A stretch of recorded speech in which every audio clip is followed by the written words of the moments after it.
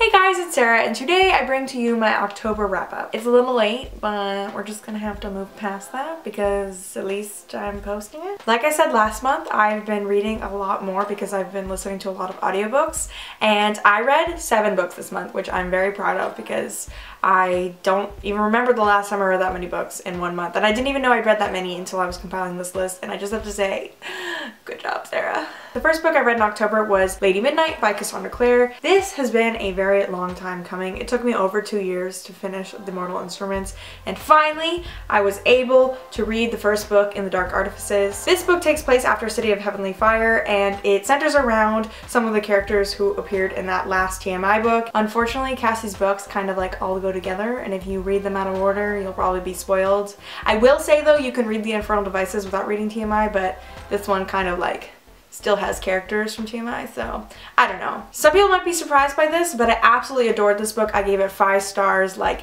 the writing is just so phenomenally better than TMI, and I just loved every single character in this book, and they're just like my precious babies, and I can't wait to read Lord of Shadows, but I'm considering putting it off for a bit because Queen of Air and Darkness doesn't come out until next December, so yeah, it's gonna leave me hanging for a while, but I'm just super excited that I finally got to the Dark Artifices, and I'm really pleased that I loved this book so much. And the next book I read was You by Caroline Kepnes. The book centers around a guy named Joe who owns a bookshop in New York, and at the beginning of the novel, a girl named Beck comes into the bookshop and he ends up becoming obsessed with her. He's a very charming, very interesting guy, but he's also a sociopath. So the book is told from his perspective, but he's talking to Beck throughout the whole novel, so everything he does, he is like telling her, and so like that's how it's written, and it's just like really creepy and really fucked up, and I wouldn't recommend this for everyone because it's pretty vulgar and crude, and there's a lot of explicit talk about violence and sex, so if that is not your cup of tea, I do not recommend reading this. But it's just such a weird read because Beck is honestly just not a very good person, and not that I would wish a creepy stalker or murderer on anyone, but she just honestly is just like not that great, so it kind of like lessens the fucked upness of what Joe is doing throughout the book. And he's also super intelligent and witty, and you kind of like find him a little bit charming, which then makes you feel weird about yourself. But yeah, it's just really good, and like I said in my spooky book recommendations, like you should just read it if you're in the mood for something creepy and something that's kind of like a mindfuck, and yeah, it's just really good. I'm not sure if I'm going to pick up the sequel because I've heard a lot of very mixed things on it. I might not, I'm not sure. But this one was really great, and I finished it in a day because I loved it so much. And then the third book I read in October was Every Heart a Doorway by Seanan McGuire. This is a favorite among a lot of my friends, which is why I decided to finally pick it up. But basically it centers around these kids who have come back from fantasy world, sort of like Narnia or Hogwarts, and they've all come together and they live at this school that's meant to like help them recover from like being back in like the real world. I really like this book because it made me kind of feel nostalgic for all the fantasy books that I used to read as a kid, and you know when you're a kid and you just wish that you could be a part of those fantasy worlds, and all the characters in these books have gone and done that, but now they're like back in the real world and they don't know how to cope, and it's just super interesting. And what makes this book even more interesting is that there's also a murder that happens at the school, and so there's like a mystery happening, and yeah, I don't know, it's just super interesting. I think I just said interesting like 12 times, but I would say this book is interesting, and I really liked it. I read it in like a day, and I look forward to reading the companion novels for this series. So the next book I read was Before the Devil Breaks You by Libba Bray. Many of you will not be surprised, but this was my most anticipated book of the year. I actually pre-ordered it, which is not something I normally do.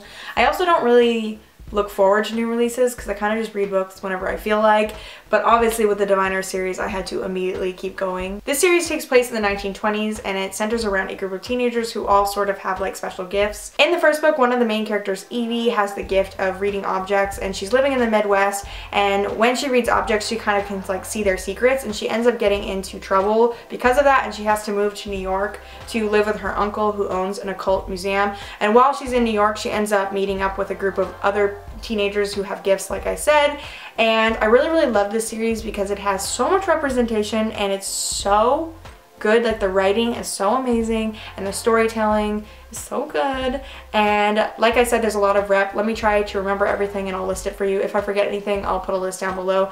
But there is one character who is African American and he lives in Harlem and he's a poet, and then there's another character who is Irish and Chinese and her parents are immigrants, and she's also disabled, and she's also asexual. The word asexual is never really like used in this book because that's when you find out, but it's pretty much described, and so I would call her asexual. And she also finds girls attractive, and then there's another main character who is gay, and then there's another character who's Jewish. So there's a lot of things in this book happening. Like I said, if I forgot anything, I'll put it down below.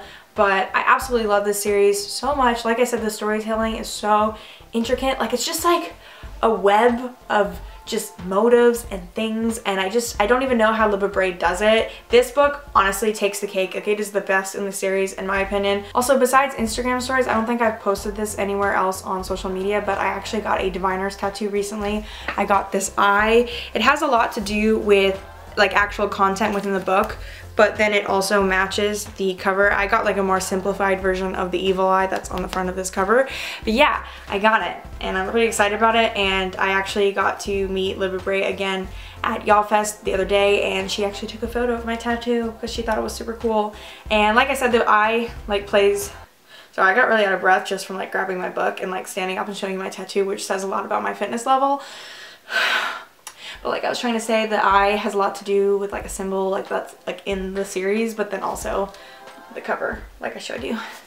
Why am I out of breath? I don't know. And the fifth book that I read was The Female of the Species by Mindy McGinnis. This book explores rape culture through 3 different perspectives. The first of these perspectives is Alex. She is a girl whose sister was murdered 3 years ago, and the killer ends up walking free, which really angers Alex. Alex's nature is very violent, so she ends up exacting revenge on her own, and then no one knows that she's the one that did it. The second perspective is a guy named Jack. He's the most popular guy in school. He's a really talented athlete. He's really going places, and he takes notice of Alex during their senior year, and he really wants to get to know her. And then the third perspective is a girl named PK, who's the preacher's kid, and she ends up befriending Alex because they volunteer together at the animal shelter. Like I said, Alex's nature is to be very violent, so she doesn't really know how to act around other people, and so the book kind of just follows that. And like I said, it examines rape culture and like how people feel about that, and it's kind of a very dark book. I went into this book really wanting to like it because I like the idea of a character who like takes revenge on like rapists and that sort of thing, but it didn't end up really delivering for me. Like, I liked the concept and I liked some of the writing, but the story itself was kind of disjointed, and I didn't really believe some of the relationships between the characters, and I wanted more from the book. It's pretty short, and like I said, I just wanted more. I don't really know what I was looking for, but overall it wasn't exactly what I wanted, so I gave it like 3 stars. And the next book I read was Slasher Girls and Monster Boys, which is a collection of short stories that kind of center around like scary, thrillery, spooky stuff. That wasn't a good description, but basically it's supposed to be like a scary short story book. There were actually a lot of big authors that wrote stories in this book, like Leigh Bardugo and Danielle Page, but I'd have to say I didn't particularly love any story in this book. Like, I really like anthologies because I like reading like short and sweet but like really interesting things, but none of these stories really stood out to me. Like, I had a good time reading it, but I don't think I would ever reread this anthology. But I would say if it's October and you're feeling spooky, go ahead and read this, because there's definitely some in this that are like that way. There were a few that I feel like if they were expanded into like bigger novels, I would find them interesting. But yeah, I don't know. I don't have very strong feelings on this anthology.